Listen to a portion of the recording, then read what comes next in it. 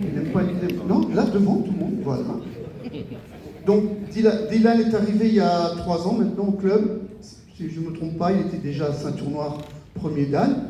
Mais le deuxième dan, il l'a passé au sein de notre club. Donc c'est pour ça que je dis qu'il a passé son deuxième dan au club de La Roche-Chalais. Et donc il y a plus de 25 ans, il n'y avait pas de ceinture noire deuxième dan au club. Voilà, donc quand on disait tout à l'heure que c'est une année exceptionnelle, elle est exceptionnelle aussi pour ça. Et donc, je l'ai déjà dit lors de la remise des ceintures au niveau du club, parce que nous, on se fait notre petite cérémonie entre nous, hein. On aime bien se faire des petits trucs entre nous.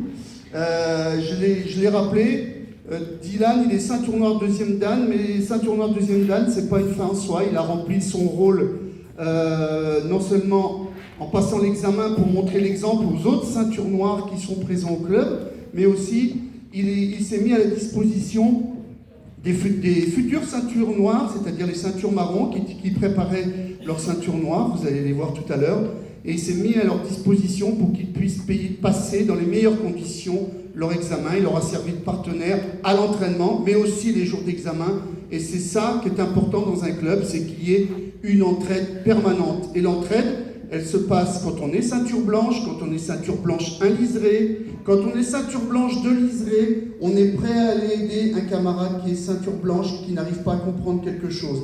Et ça, à tous les âges et à tous les niveaux de ceinture, c'est des choses qui doivent être faites dans le club.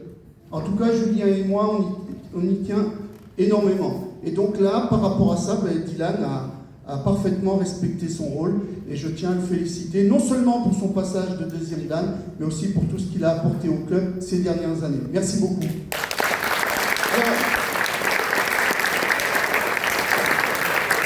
Alors, vous allez voir, le passage de la ceinture noire, c'est un rituel bien particulier. Non, tu restes là s'il te plaît, face au public. Non, c'est toi qui... Non, face au public, voilà. Donc ça se fait avec un rituel particulier que vous allez découvrir. S'il te plaît, Julien.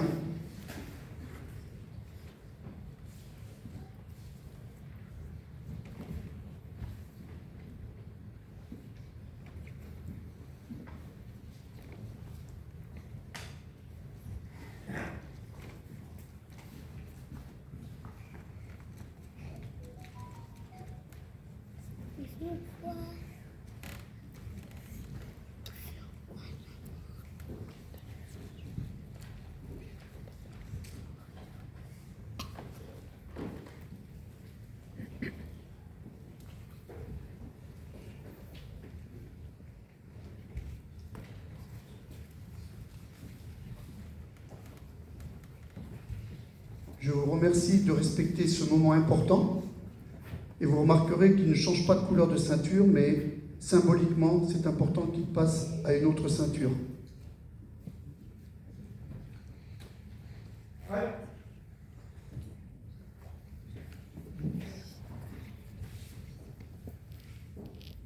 Ouais.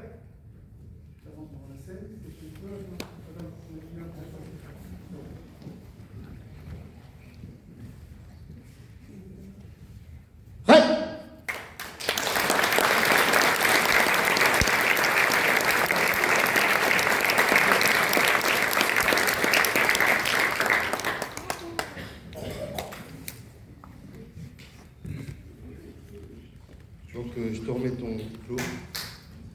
C'est le fruit de ton travail et c'est avec un grand plaisir que je te donne. Félicitations encore.